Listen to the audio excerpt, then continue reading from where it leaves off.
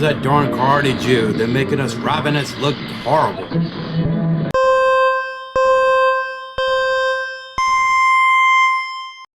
If you've enjoyed this program, please click like and subscribe.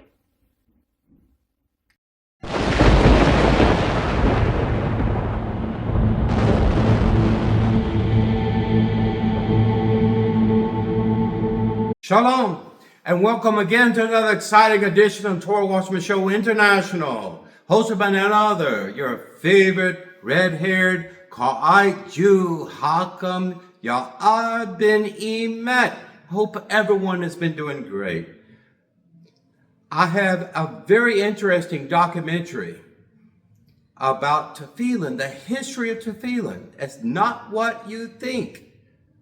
For anyone that doesn't really know me very well, my history, for years I was immersed in ultra-orthodoxy. And I was like an obedient soldier. You know, I'm a Gulf War vet. I respected all the rabbis before me, you know, and respected the hierarchy of rabbinical structure. For whatever they told me, I considered it was the Emmett truth.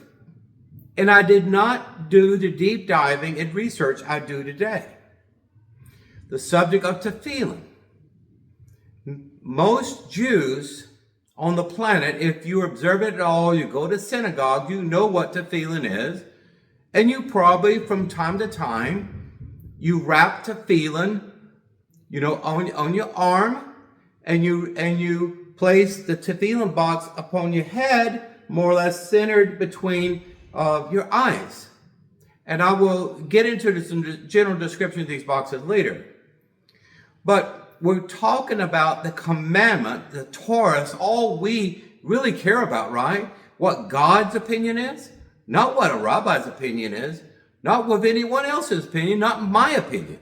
Okay? So don't shoot the messenger if you don't like what I'm about to present you. That's my brief disclaimer.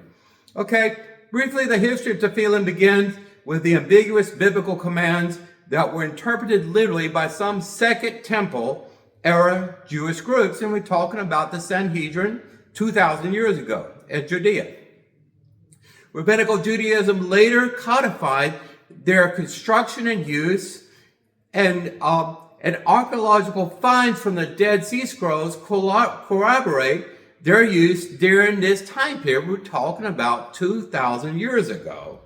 Right after Alexander the Great, I would say.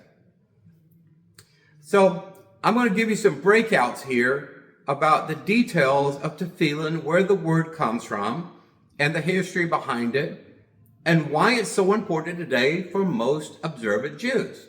The word Tefillin does not occur anywhere in more than 26,000 passages of the entire Jewish Bible, or Tanakh. Believe it or not, and I've argued this a couple years ago with Orthodox friends, and they swore up and down the word Tefillin was in the Torah, in the Jewish Bible.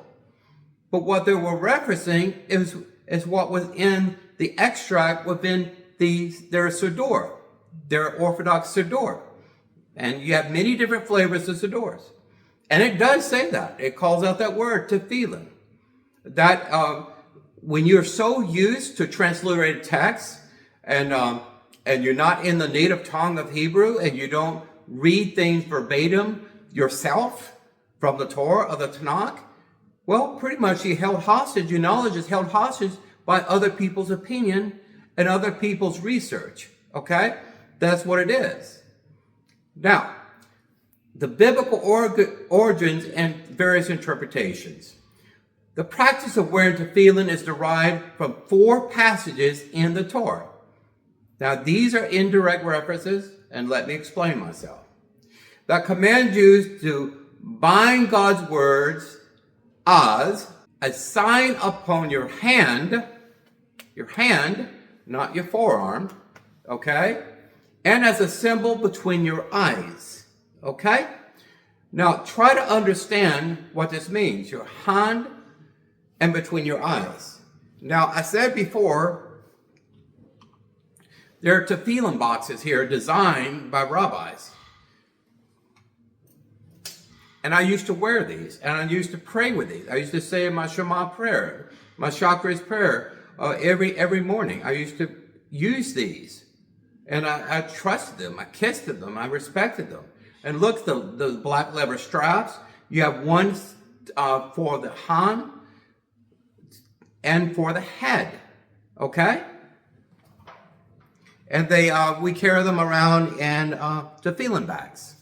And they're very expensive. I mean, they can get up to around $400 or more depending on the Ashkenazi version or the Sephardim version, not German. Now, for the biblical passages. The book of Shema, so Exodus, chapter 13, verses 9 through 10, and chapter 13, verses 14 through 16. These passages refer to the actual exodus or egress of Hebrew slaves from Goshen, Egypt, and a command for physical remembrance of God's redemption. The most important thing that's brought home in every Jewish holiday, in every single Jewish prayer, is Zocher. Never forget the hardship in Egypt, and never forget who delivered you from that hardship in Egypt and took you to the promised land. Okay?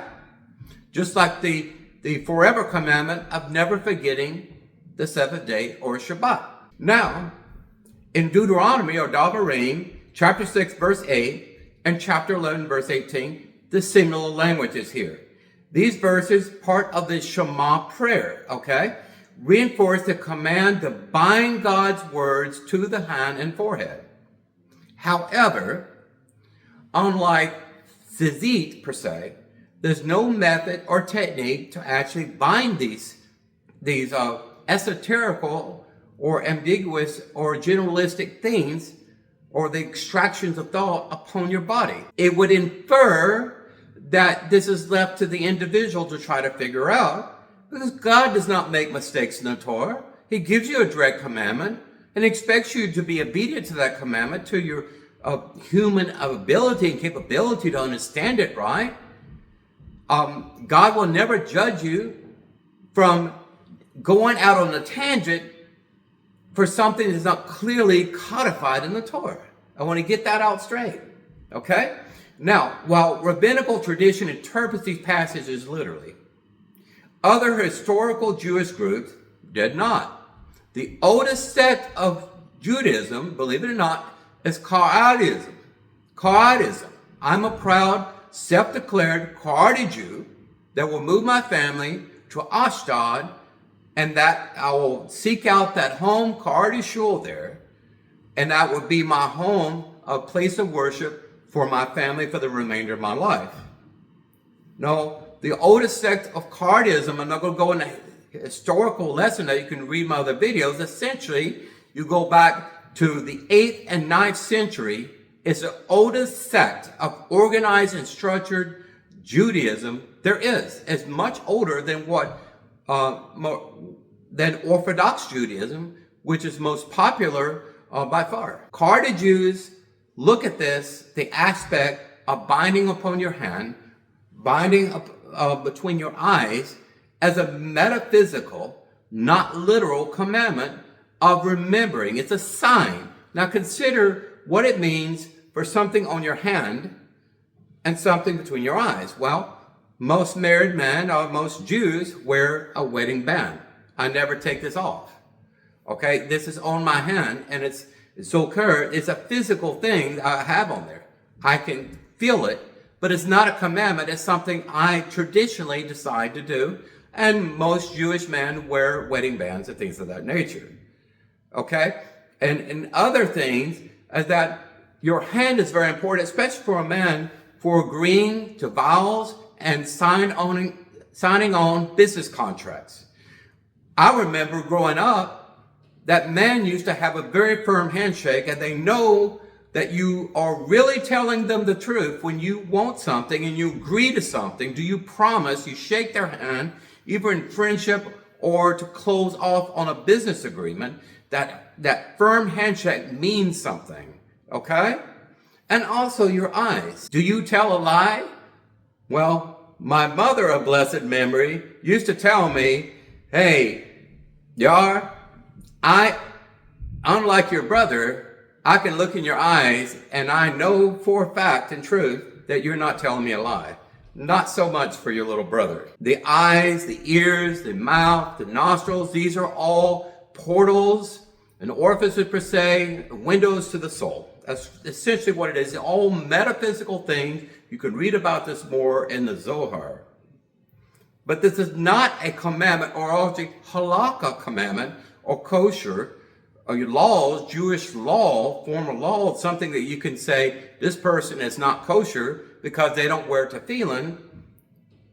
This is where that authority comes from rabbinates 2,000 years ago, especially in the Middle Ages around the 13th century, when the Talmud was actually, the canon of the Talmud as we know it today, was completely put in book form with a binder. But there's a much earlier practice leading up to what we consider as tefillin today. The practice, though, believe it or not, has a pagan root. You heard me right. Most holidays today, especially in America, have pagan roots. For instance, Halloween comes from Samhain. It's a pagan Druid holiday that goes back literally 2,000 years ago in ancient England. Okay? Wiccans and Druids and witches and everything else. This was an ancient holiday that actually became known as All Saints' Day for Roman Catholics, and for having fun and putting on costumes and things on the 31st of October for Halloween. It has a pagan root. If you go research Christmas on December 25th, when everyone says the Jesus child was born, well, no. Around that same time frame in the Roman Empire, the goddess Saturn, they have a great festival and celebration around the goddess Saturn, around the 21st, 22nd, the whole week there of that. Of course, Easter has also pagan roots too, beyond the Christian holiday, you know, the crucifixion of Jesus and everything, and the resurrection, all this. If you believe that, well, that has, Easter is actually a pagan god, a fertility goddess, going back to, I would say, the Assyrians, thousands of years ago. A fertility goddess that was worshipped by the Roman Empire, that was passed on to Christians eventually through the ages, and became codified as their tradition of belief. Okay? I'm just saying there's history for pagan roots becoming something you consider holy today. And again, the idea of wearing amulets, magical charms, things wrapped around your hand, your neck, and things even around your head and things like this. This is something that people had in practice for thousands of years because of superstitious beliefs, you know, of evil spirits, etc. Now, the archaeological evidence from the Second Temple period is where we began. Why? Because there's no archaeological evidence of tefillin existing as far as these boxes per se, you know, with the black leather straps, and you wrap around your arm here, and then you say a prayer, and you place the tefillin box upon your head, literally, like my hat here, you know, and before you even allowed to say your Shacharis prayer.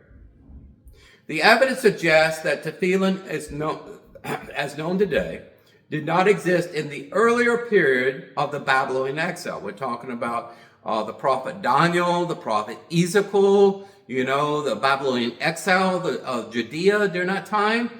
There was no discussions at all about tefillin and the use of these boxes. None whatsoever. Not in the Torah, not in the prophets, not in the book of Daniel, not in any kind of historical context whatsoever. The concept of wearing physical scrolls or amulets as reminders of God's commandment likely existed, and a lot of people don't know this, but the boxes in here are meticulously constructed And someone has to be trained to do this, or licensed, certified to do this, for it to be kosher. The dimensions and everything else, the measurements of millimeter, whatever, has to be perfect. Anyway, at least 4 those are inside of here, and it has the sacred name of God and other verses. That again is a rabbinical, rabbinic tradition that formed roughly 2,000 years ago. The practice and details of wearing tefillin were developed later during the Second Temple period, well into the Talmudic times. The earliest physical evidence of tefillin, and this is history, this is not my words, this is something I researched, okay? The evidence of tefillin dates to the Second Temple, the 1st and 2nd centuries before the Common Era. Roughly that time, because King Herod actually built the Second Temple before so-called 0 BC, okay? So roughly that time, when the construction of King Herod's temple occurred, and the construction of Sanhedrin that was housed within the Second Temple, this is the time when tefillin was codified, and the construction of tefillin, and it was put in practice and institutionalized. Now, the Dead Sea Scrolls. Everyone heard about the Dead Sea Scrolls and the Qumran caves, in Israel, the great giant Dead Sea Scroll of Isail, it's in Jerusalem in a museum now, the original scroll, and they have reproductions of this. It was found in these Qumran caves, preserved. The oldest known tefillin were discovered in caves near the Qumran, the same location where all the Dead Sea Scrolls were. So there was a tefillin box per se, or essays about it, was in that Qumran cave. Physical variations, however. The tefillin that we have today, it actually, I've used this before, there is kosher root black paint, literally. You look it up on Amazon, you can order it. The black paint is certified by Orthodox Rabbinical Council to paint scratches and things on the black boxes for your tefillin, okay? So that is a specification or characteristics of today's black tefillin. It's all black, but not always. At the very beginning, when they found the tefillin boxes, there were many differences of them. For instance, scrolls found in the Qumran do not align with 2 of the primary arrangements followed in rabbinical tradition today. So if you say tefillin, the practice of wearing tefillin on your arm and on top of your head, roughly right above the frontlets of your eyes, above your nose, well, kosher root was different 2,000 years ago than it was in the 13th century. So what am I talking about? Well, the actual color. I told you before, the tefillin, the straps and all this, you have a shiny side, and then you have the back side that's not shiny. And by the way, I had someone criticize me one time when I was in a rush. I put on my tefillin on top of my head and wrapped the straps behind my back, behind my head here, and I accidentally had one of the shiny surfaces here turned over where you could see the dull side. And someone say, "Excuse me, sir, may I turn your tefillin strap over?" Believe it or not, in the middle of synagogue service. This is how serious it is for Orthodox Jews about how you wear it, when you wear it. The practice and procedures may vary a little bit between Ashkenazi as far as you wrap them and Sephardi. Everyone does it different. The physical color, though, was a natural color. Okay, the natural color of leather, most people know from cow's hide, is brown. So no one went to the effort and painted all these boxes and amulets, whatever you call them, that they used 2,000 years ago. They were brown. And this is contrary to current practice today that they must be black. As black as a suit and as black as a kapoti of an Orthodox Jew. Now in the New Testament, believe it or not, you find some information as well. A reference to the Pharisees broadening their phylacteries here is found in the book of Matthew, chapter 23, verse 5. Further confirms the practice existed in the first century. Okay? And this is common era. Though the term phylactery, meaning amulet in Greek, and this is a Greek word, a Hellenist word, okay? You will not find this word in the Torah, likely carried a negative connotation, however, okay? Believe it or not, quickly, Sanhedrin is a Hellenist word. Synagogue is a Hellenist word. And I'm not sure the word rabbi probably does not occur anywhere in 26,000 passages of the Jewish Bible. It probably came from a different language derivative root, maybe Hellenism, I do not know.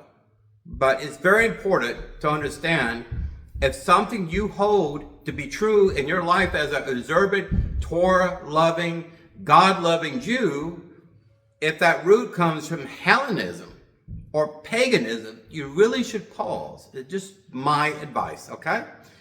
Everyone should do what they feel they should. Everyone should be happy in themselves and should not be at fear that someone is judging them, okay?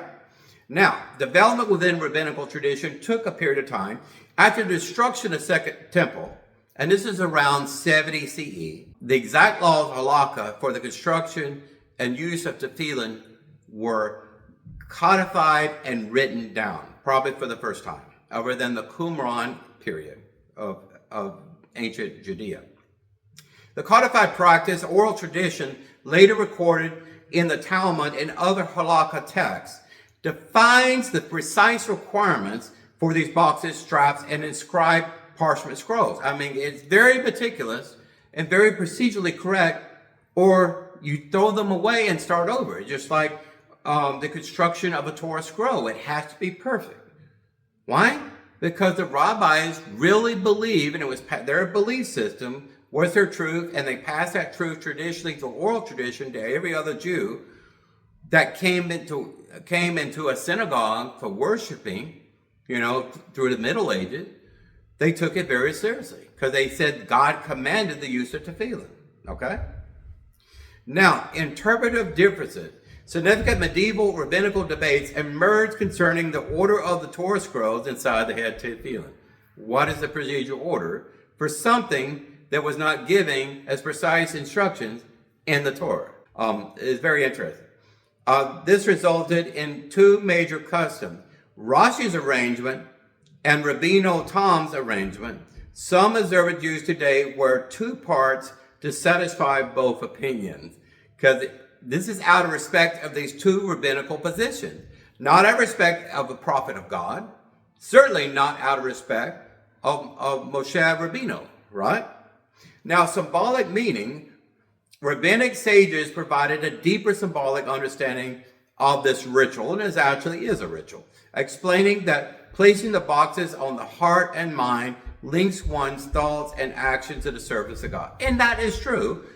But, newsflash, this is the sole purpose of tzitzit.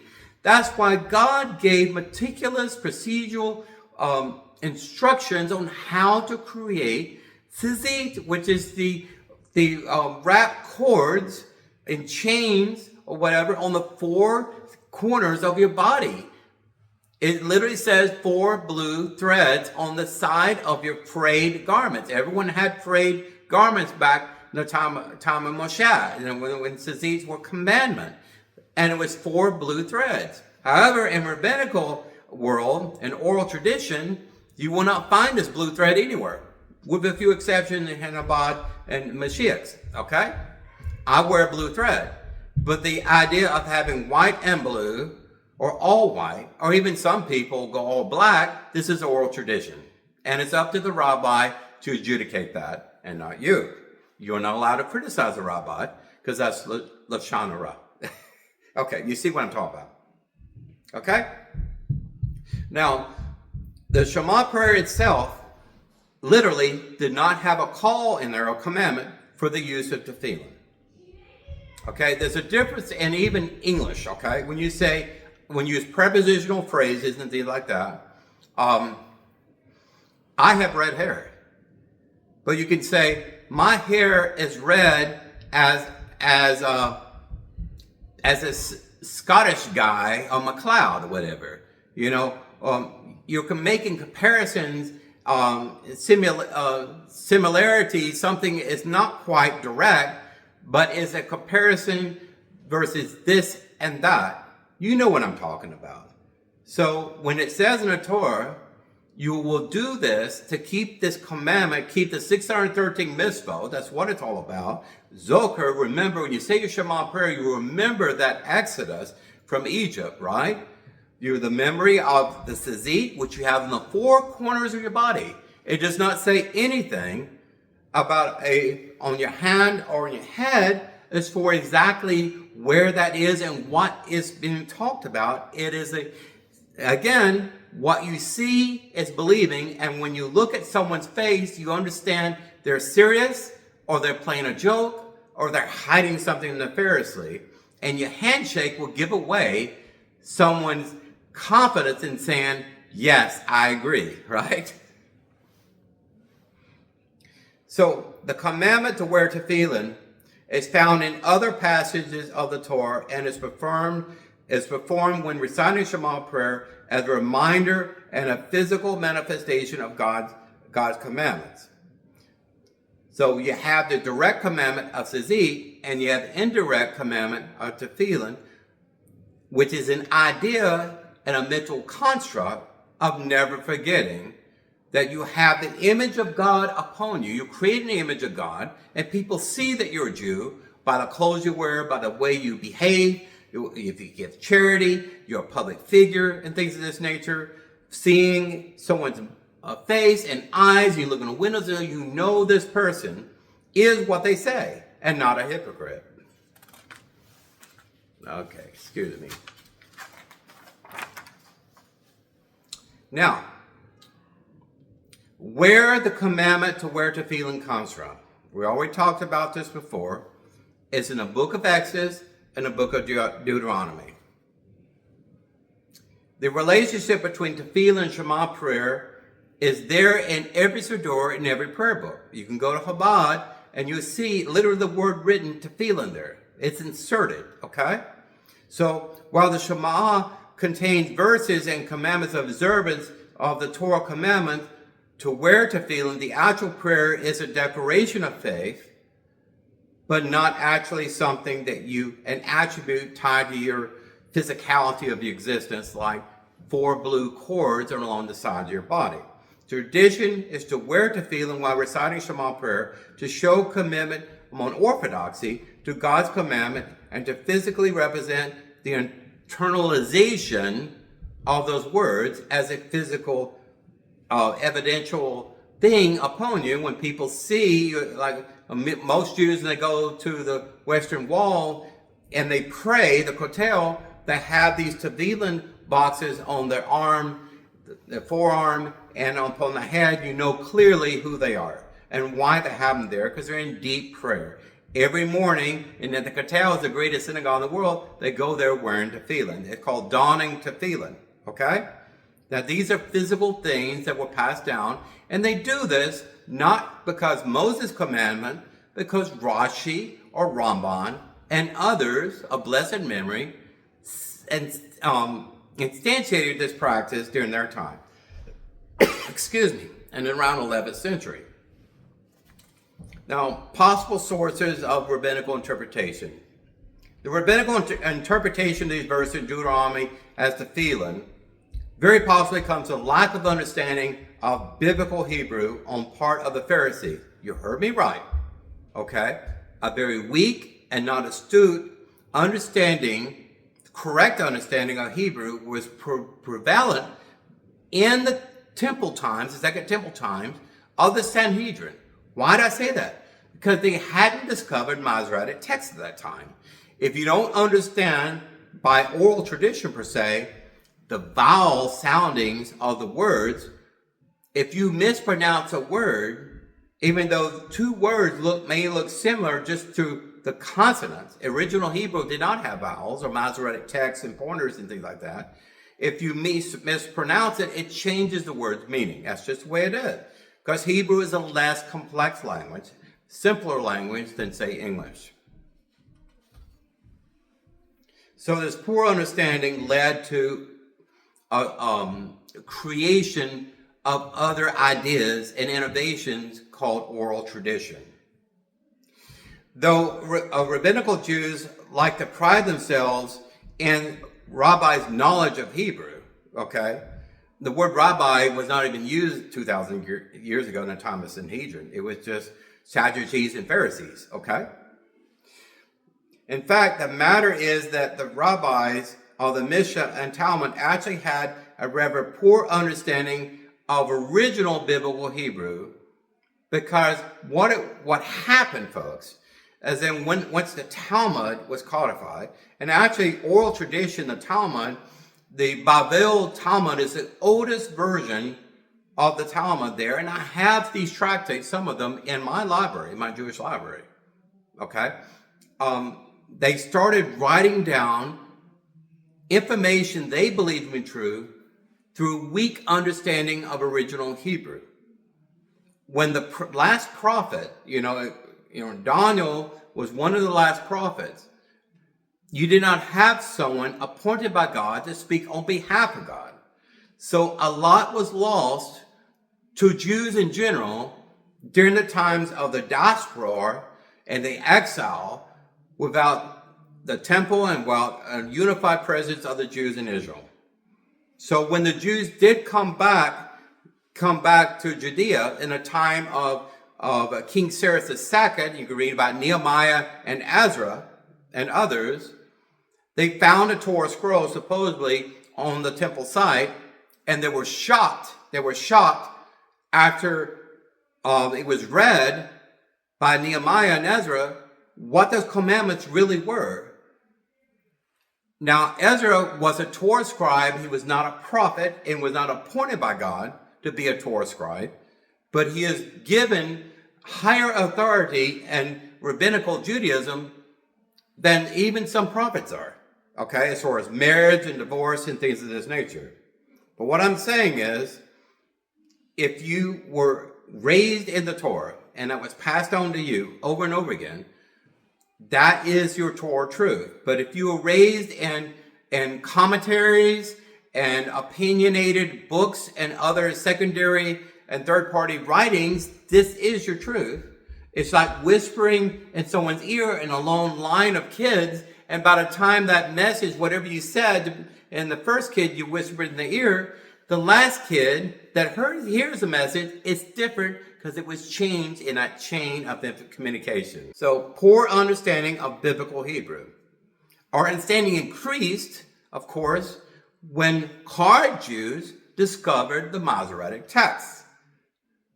How many people know that, okay? Or even think, Qara'ite Jews for their innovation and putting that puzzle of mixed communication together. So we understand Hebrew today much better than the Sanhedrin did 2,000 years ago. That's the point I'm trying to make. The main languages spoken by all Jews were Aramaic and Greek. And that's why I'm saying poor understanding of biblical Hebrew, because a lot of it was Aramaic. The entire Talmud is in Aramaic. The entire Zohar is in Aramaic. I have a very rare English translation of Aramaic in my library of the Zohar, all 23 volumes. So Aramaic is a sister language of Hebrew, and it did not use Masoretic text. But Hellenism has so infected original Judaism, in Judea, infected it and its ideas and its world philosophy and its pagan instantiation at its foundation, that this infection actually was carried over to oral tradition for 2,000 years ago, all the way to the time of Rashi and Ramban and others. Even native speakers of modern Hebrew, most rabbis today, also have a poor understanding of biblical Hebrew, because Rabbi Tovia Singer, and I've messaged him on this and asked about this, a lot of his mind there is controlled by Rashi and not controlled by Moshe Rabbeinu. Why did I say that? Because what he believes, like for instance, 2,000 years ago, the change from paternal Jewish identification, like how do you know when someone is Jewish? They changed it from the father to the mother based on oral tradition, based on their understanding, weak understanding, and some cases, not all cases, from the Torah. I mean, you only understand what you have before you. And if you have a burnt, afraid Torah scroll, or you have something that you're not sure it was written down correctly, and without any Masoretic text, you're mispronouncing things, or in your minion per se, you're mispronouncing it, and other people are mispronouncing it, and so on. Then you have all these one-offs and these notions, and because you're a rabbi, you seal it in a book, it becomes sacred, is equal to the Torah. Many rabbis in Orthodoxy today, and I've talked to them, and I came from that, okay? They believe the Talmud and the Torah is both equally divinely given to Moses on Mount Sinai. I only saw 2 tablets, stone tablets, when Moshe came down from Mount Sinai after 40 days and 40 nights. Not all those volumes of Talmud. But anyway, all kidding aside, errors in biblical Hebrew are rampant. It's still, the Dead Sea Scroll of Ezekiel, there's a small little differences there in, Yemenite Torah scrolls, of the way they put the pointers for the soundings and things, but not critical. It's insignificant because it does not break the original divine intent of God inspiring that truth to his prophets, like Moshe. Standardized grammar for biblical Hebrew was not developed until late Middle Ages, okay? So the lack of grammar, you hear about prepositional phrases and all the rules behind all of that. No Masoretic text, no vowels, just raw consonants.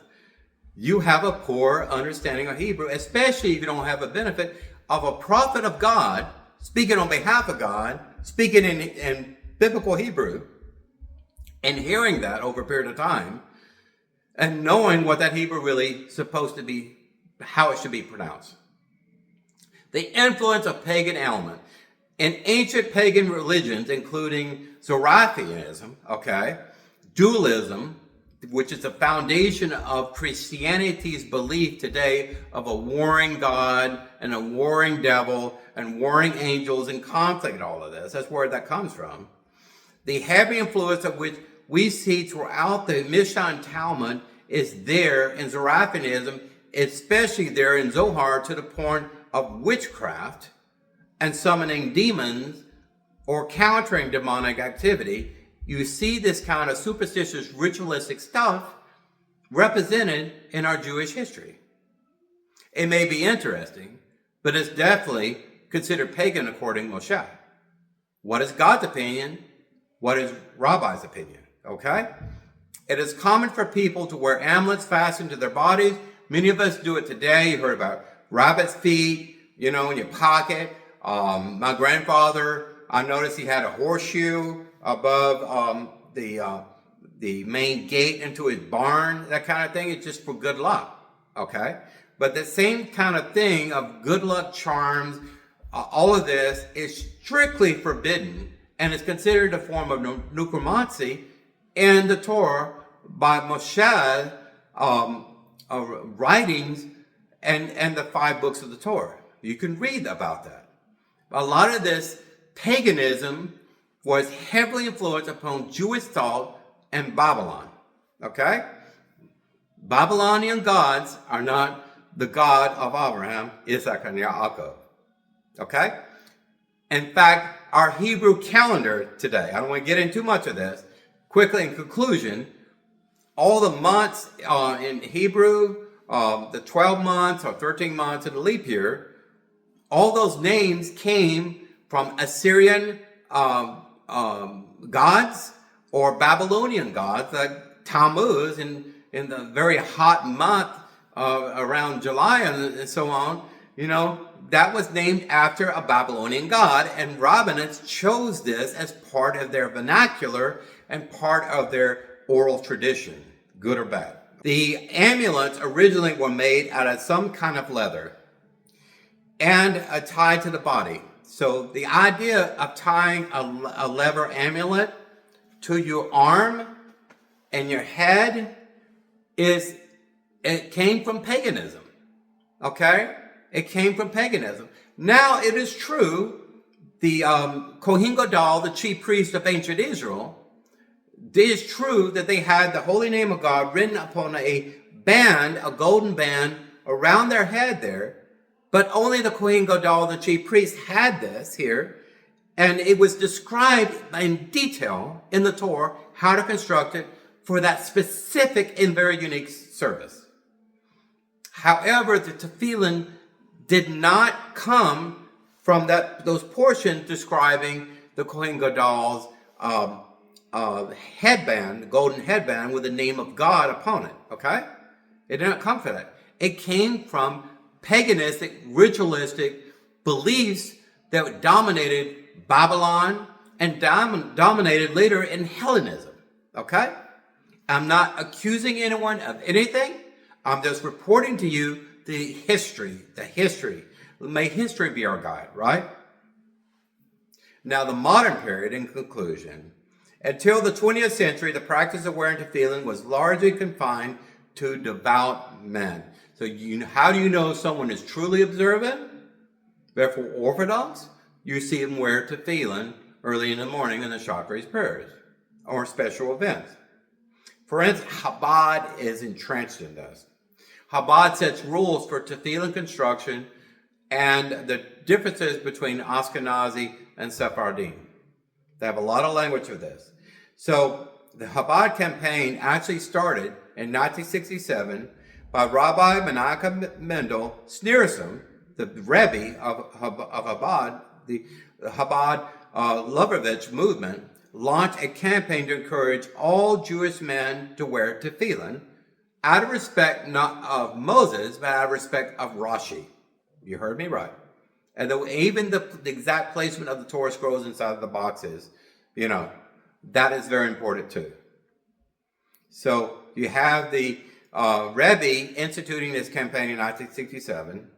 And I've seen this too, where you go out to a lost Jew or secular Jew, and Jews dying in like a hospice situation. The last thing that a family member may do for them is help them wrap tefillin, and they say the Shema prayer. In other words, you don't say Shema prayer. They said it is abomination. It's not kosher. It's not right. If you say your Shema prayer without having, as a man at least, there's no rule for the women. If you don't wrap tefillin or don tefillin before you say Shema, it's not kosher. Did Moshe ever say that? No. He said, do this as a memory of the great delivery of you, my people, Israel, from Egypt. However, to remember your commandments, have 4 blue cords strapped around the 4 corners of your body. Okay? So you have things that simile, things that are absolute, straightforward, black and white. This is how commandments are. The egalitarian practice, in other words, like for women. In recent decades, egalitarian Jewish movements have embraced the practice of women as well, leading to new customs and broader observance. In fact, it is encouraged that you do not come to the kotel to pray at certain times, especially Shacharis prayer, without having tefillin donned properly and correctly and halakha correct. Women do this, and Orthodox rabbis frown on it, but it's part of the egalitarian equality, diversity. Hear about all that movement, all that stuff? Well, in a conservative shul, I saw a woman, and she's born of a Kohen bloodline, and she would don tefillin as astutely as any Orthodox man or rabbi. Okay, I've seen it. And to each their own. Listen, I'm not saying to stop wearing tefillin.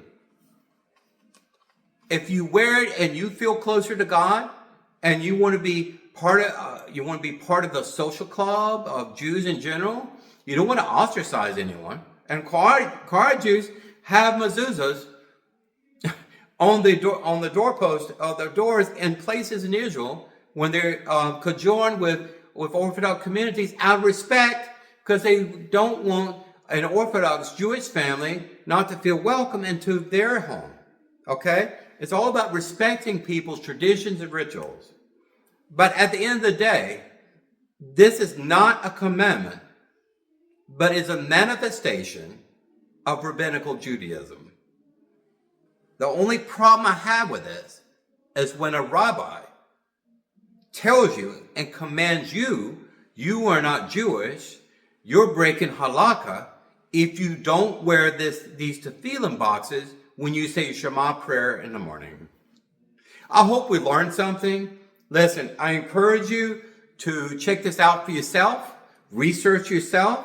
I use Google, Gemini, AI. A lot of AI is everywhere, whether you want to use it or not. It's part of every single help desk and thing, virtual help desk. You have to use AI before you talk to a real person. It is the 21st century, right? But anyway, I wish you well. Hakam Yaraman signing out. Listen, be a lovers of God. Be defenders of the Torah. Teach your children to be defenders of Torah. Never be a Torah destroyer. Never put a book or a commentary before the sacred understanding of the Torah. And we today, in the 21st century, understand biblical Hebrew as good, if not better, than ancient tribal Israel. We really do. And we should by the 21st century compared to 3,500 years ago. And we definitely have a more astute understanding of Hebrew than 2,000 years ago.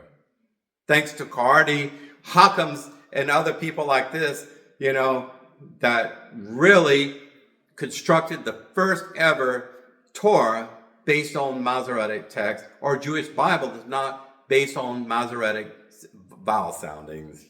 Take care. God bless you. Shalom Aleichem.